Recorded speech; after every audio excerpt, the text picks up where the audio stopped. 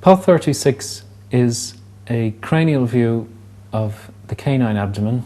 The diaphragm has been removed, the rib cage is largely intact, the spinal cord is here surrounded by the vertebral column, and the large epaxia muscles, those muscles that lie dorsal to the transverse processes of the vertebrae, are visible here.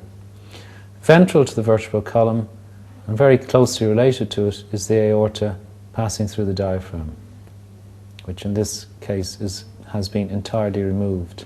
And ventral to that is the esophagus, which also passes through the diaphragm along with the vagus nerve, both heading towards the stomach.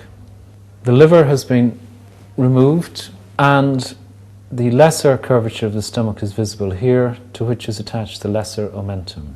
During development, the stomach undergoes 2 rotations, and as a result of this, the bulk of the stomach lies to the left of the midline, and the greater curvature lies to the left and points caudally.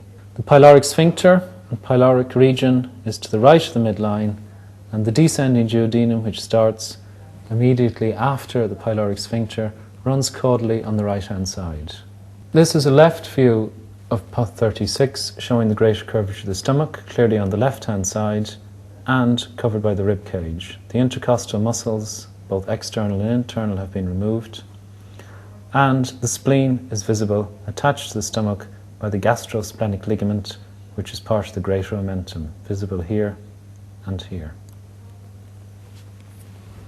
This is a right lateral view of Path 36, showing the commencement of the descending duodenum, which leaves the pyloric region and then runs caudally on the right-hand side, suspended by a short mesentery, and ventral to that lies the coils of the jejunum, the longest part of the small intestine, the part with the longest mesentery, and covering that is part of the greater omentum.